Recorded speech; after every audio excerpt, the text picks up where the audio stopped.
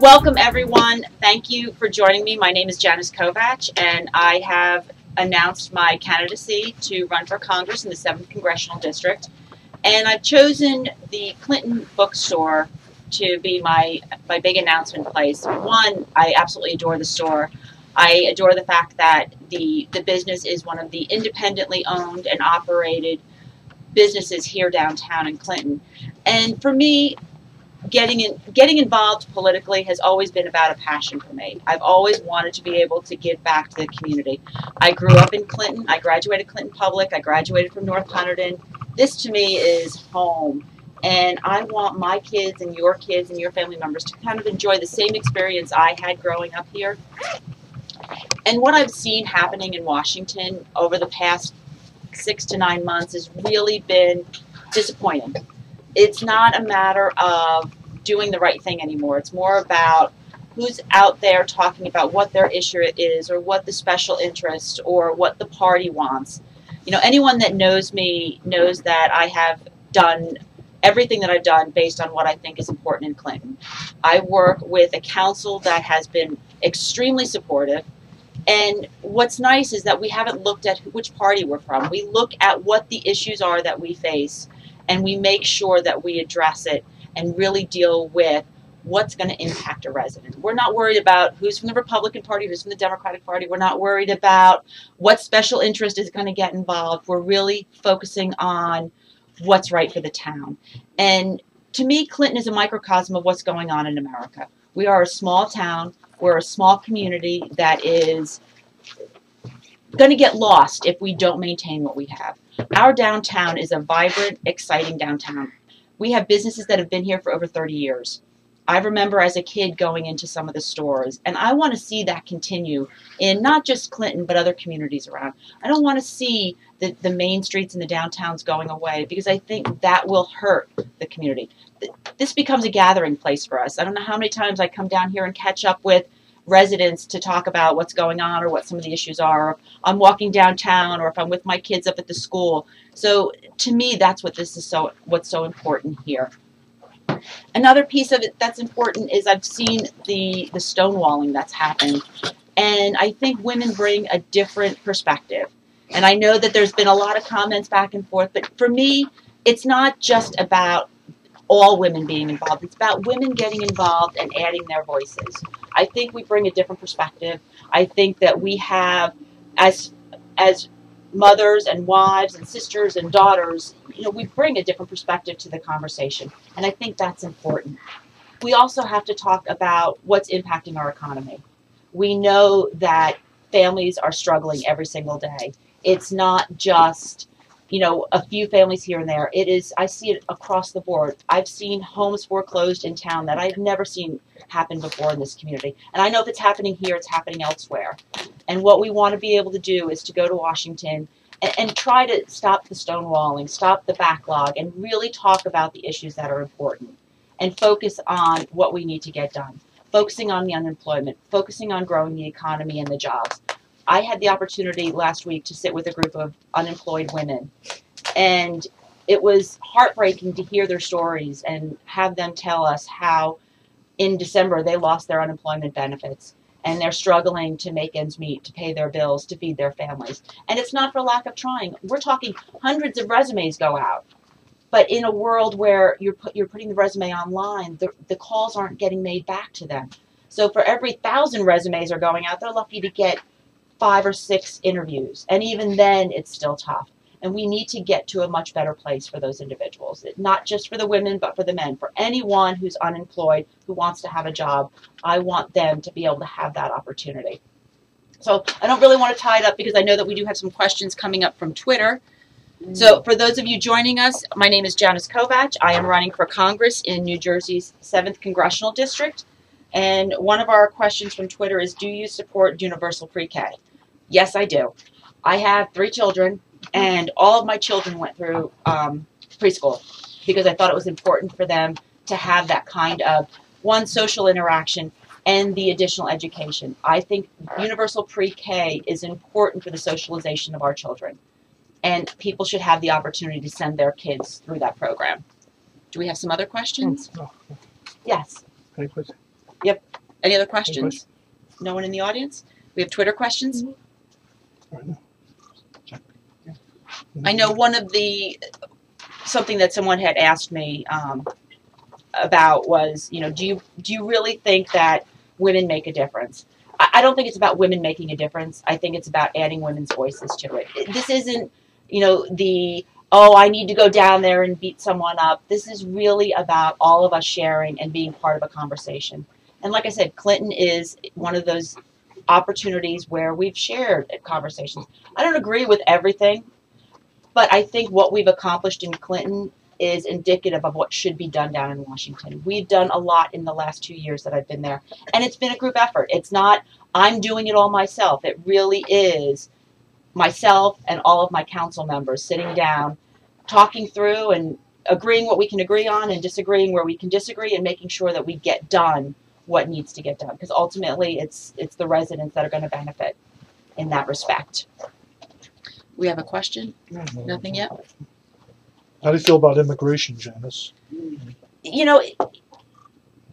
We have been, I remember growing up in school and doing my social studies class. And for those of you that don't know, having gone to school here, Allie McGarren, who was mayor here in the town, was also my 8th grade homeroom teacher and was the one who got me involved and excited about history.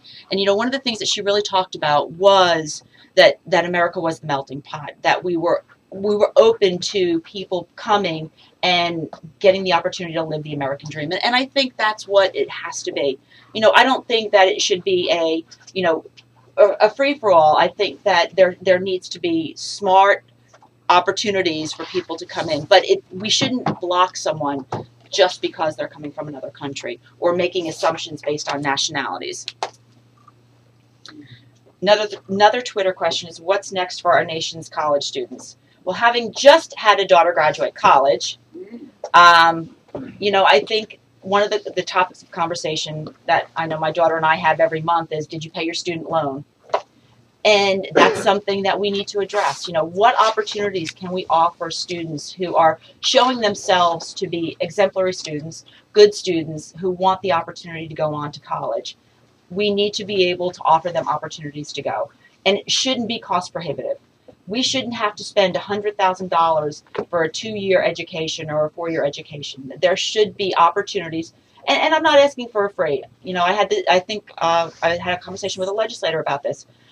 I don't want them to get a free ride, but I want them to be able to have the opportunity to go, and have student loans that are affordable, have college tuition costs that are affordable, so that we all get that same American dream. I graduated college, my brother and my sister, now my daughter, my husband. I have 2 young sons that will be heading that way soon.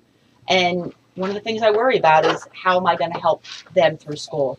So I know if I'm worrying about it, there are a number of others out there who are also worrying about it. And we need to find ways to make it affordable. Any questions from you guys? Yes? Hi, yes. In the wake of all of these horrific shootings in various schools and malls, what is your stance on gun control and licensing? I have to be careful. My father is a hunter, so if he's watching, we need to be smart about our gun control. I believe that there should be mental health checks. I believe that, and New Jersey has some great gun control laws. Unfortunately, some of the states surrounding us don't have those same controls. And you can leave here and go and get something just much more easily than you can in New Jersey. So to be able to see smart gun control laws in place across the board so that we don't have to worry about it. I mean, I think about my kids going to school every single day, and I know that we're lucky because we are somewhat isolated here. We feel that we have this fishbowl, but that doesn't mean that can't happen to us. And I don't want to see what's happened to so many other families happen anymore. So we need to get smart about it. And I'm not saying you can't have a gun. Like I said, my father is a hunter. He's been an avid hunter his entire life. If I ever told him he couldn't have his gun, we'd be in a lot of trouble. But let's be really smart about it. And let's have a conversation. The finger pointing, and again, it goes to the sound bites. It's all about how quickly can I say something that's going to get me the attention. I know that what I'm saying is not necessarily what everyone wants to hear, but thinking about it in a smart and responsible way means that we'll have a much better approach to what we're doing. Other questions? Oh, we got some being written down now. Well, what lessons have you learned as mayor that you would take with you to Washington? What lessons have I learned as mayor that I would take to Washington? For me, it's all about the working together. You know, I will admit I am a Democrat. My council is a Republican council, and when we sit down at the table after Election Day, we don't think about the party. So the communication, I think, is extremely important, to be able to communicate what your concerns are and not making about single point issues, so that, you know, I'm not pointing my finger at someone, but I'm offering the opportunity to have a conversation. I think the communication is going to be key in Washington. Managing the budget. You know, we look at our town budget every single year, and it's not an easy budget to manage. I know that everyone feels it when they pay their taxes, but we do the best we can with what we have without increasing the budget exponentially.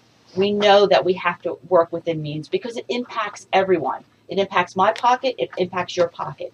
So to be able to look at the fiscal responsibility as far as how we manage the government, I think that's something else. I think that's something that small town mayors and electeds bring to the table that sometimes Washington forgets about. When you get so insulated, you're not seeing the everyday impact. And that goes to the roundtable we had last week with the group of women. It was, you know, Senator Booker came, and it was an opportunity for him to actually hear the stories. It's not someone just sitting around collecting unemployment. It's someone working hard to make ends meet and pay the bills. And I think that's part of what we have to take down to Washington as well. For those of you joining, again, my name is Janice Kovach. I am running for the congressional 7th District seat in New Jersey. And if you have questions, Twitter questions, please send them through Twitter. If anyone in the audience has additional questions, please feel free. This is the opportunity. Yes? You discussed it before, you work with an entirely Republican council. How do you think that will help you in should you win a spot in Washington, and how has it kind of been different, especially in an area like this that's so heavily Republican, working with, I guess, a party that outnumbers you? You know, like I said, we don't look at it from a party perspective. Day after election, the party goes away, and we really look at what we need to get done. And I look at them as individuals. You know, I don't look at the person sitting next to me and say, oh, he's a Republican, I can't talk to him. Because ultimately I have to work with them. We need to work together to get things done. And, you know, that lesson is something, and it's not unique to the town of Clinton. I mean, we work across other municipalities. We work together. I have regular communications with the mayors in the other communities. They call us, we call them, we offer help. Whatever we can do, we make sure that we do, because ultimately we all benefit. And I think that's really what has to go to Washington, is that ability to set aside party lines and party rhetoric to focus on what needs to get done. Janice, being a former council person with you on the council in the town of Clinton, I know what you can do. I know you're going to do a good job. Congressman Lance, now he got elected, and since he's been down in Washington, D.C., he used to be a moderate, but now he's leaning way to the right, too far to the right for my liking anyway. So I'm so glad you're running against him. I'm going to hope you kick his butt good. Thank you. And I will tell you, Congressman Lance is a friend, and you're right. He absolutely, when he was down in Trenton, he was a moderate. We agreed on a lot of the issues. And again, this is what got me engaged and thinking about running, because, and it's not just Congressman Lance, it's too many individuals down there that have lost sight of what's important to me, and not just me, but to others. You know, I want people in Washington to hear all of you when I go down there. I want your voices to be the ones that they hear, because that's how I do it here in Clinton, and that's how I'll do it there. I mean, any resident who's ever called me, I've always responded to, even when it was something that it was a difficult question or something I couldn't give them what they wanted. You know, it's that constant communication and staying available. I mean, we live on social media, and the storm, when we had Superstorm Sandy, that was an opportunity. We all came together as a community, and we worked together to help one another. And times were tough, but we made sure we did what we could. Janice, Yes. as the Warren County Democratic Chairman, I cannot think of a better candidate than Janice Kovach. Because I've been watching you for about 10 years. Not that long. Okay. Okay, we're all getting along in the tooth here. The thing about it is, she is the best candidate on multiple levels. And we all know that. That's why we're all here. And the thing about it is, she's going to need every one of you to work for her. Because if you don't work, she can't win.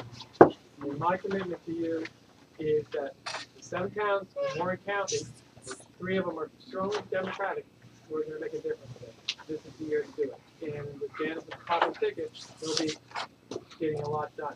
So Thank you. all of you need to work. I appreciate that. Thank you. Other questions? Concerns? How are you dealing with the other counties? What's going on with them?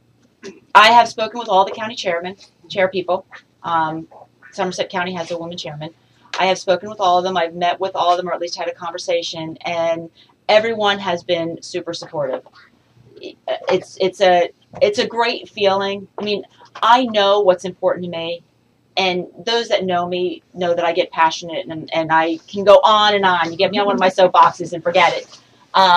But all of the other chairs have been really fabulous in listening to me and agreeing to help as much as they possibly can. Because really the only way to make a difference is to do it from the ground up. We've seen it so many times. And I think this is an opportunity.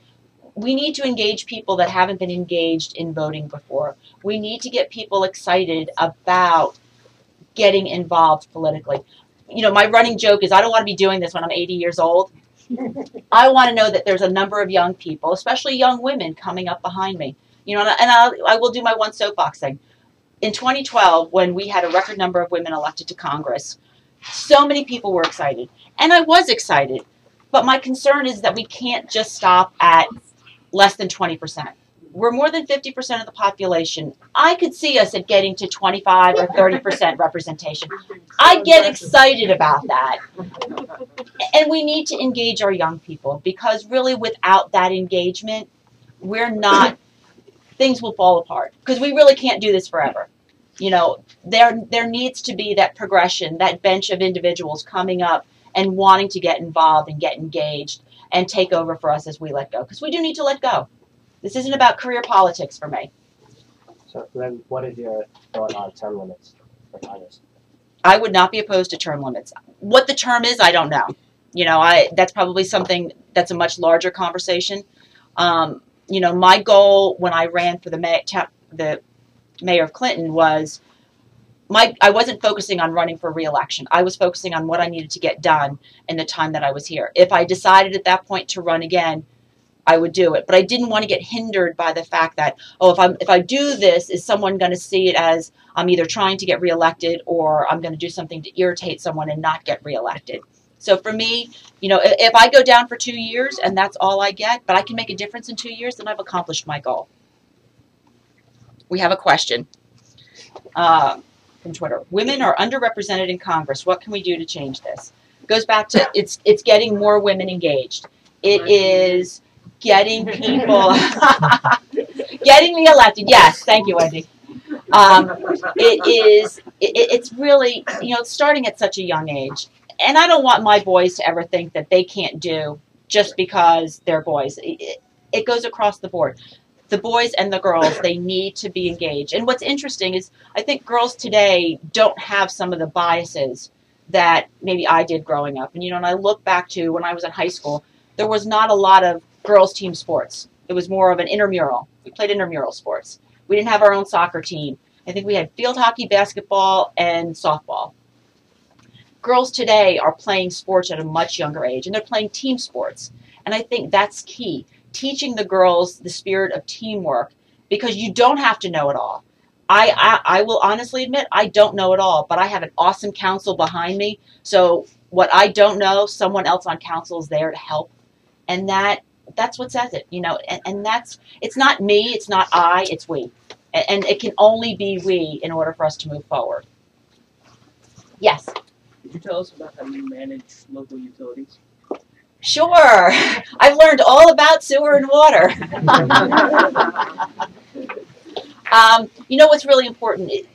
The utilities, so the town of Clinton has a sewer utility which services municipalities not just in the town, but the surrounding municipalities, as well as a water utility that services customers outside. And what we do, and infrastructure is extremely important. You have to maintain infrastructure. So it's really great to have all new infrastructure, new piping, new roads, but you have to be able to maintain them, and you have to have plans in place. And that's what's key to the infrastructure management of the utilities. We work very closely with our engineers and with our treatment plant, both the water side and on the sewer side. They are phenomenal individuals. They know it inside and out. I can ask them anything. And we make sure that they're educated so that their licenses are always up to date. They take pride in what they do because we take pride in them and in the services that they provide to all the municipalities. Yes. Hi, Wendy. My wife and I are here tonight to thank you for presiding at our wedding, and that part of that was that historic activity that you've been engaged for all these years, and the fact that you really have been on the forefront of a lot of historic change, and that has produced a lot of very positive impacts in a lot of different areas. And it's going to be an honor to work on your campaign and to remind people of that history and that broad range of activities that you've been involved in for so long. Thank you. So thank you. And it was an honor to be able to preside. I was, Wendy and Susan called me when it was deemed that the governor wasn't going to challenge. And 72 hours from that date, we did the ceremony. And it was, to me, it was so important because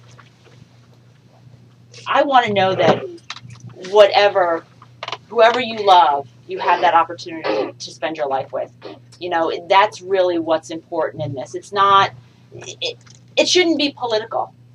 It really is not a political issue. It is what's important to you in your life, in your family, and in your community.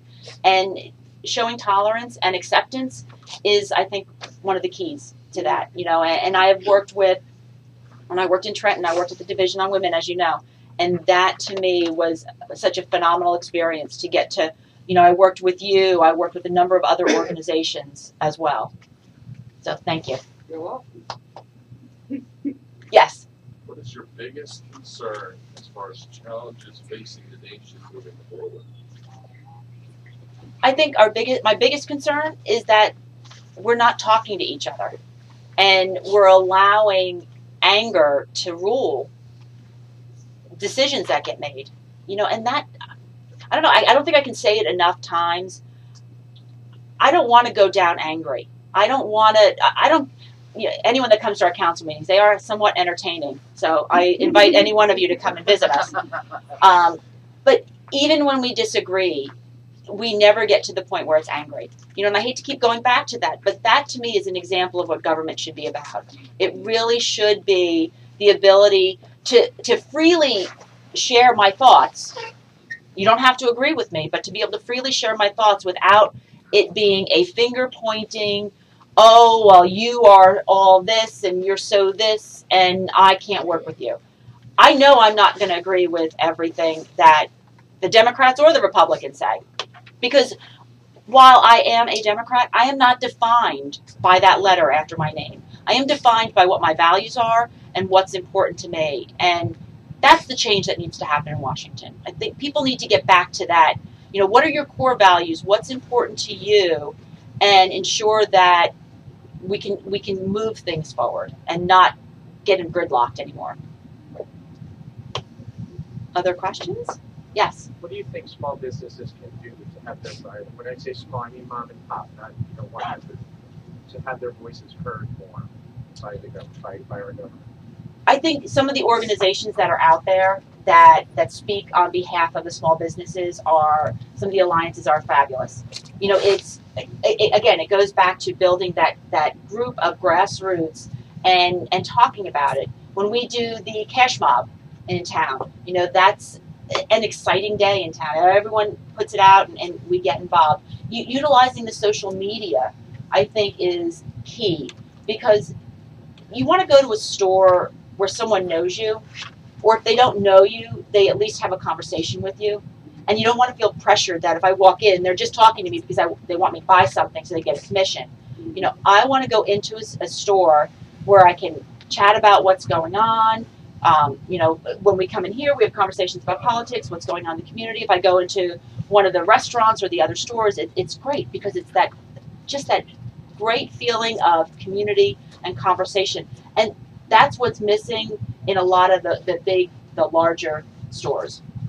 You know, I want to know that I can shop locally and give back to my community, because not only do you benefit as the business owner, but the community in which you reside benefits, because you continue to grow, you continue to have your business, and the town benefits as well. So, you know, it's a great relationship that we need to continue. Other questions? Well, let me say thank you to everyone for coming out on probably one of the coldest days of the year and joining me here. Thank you.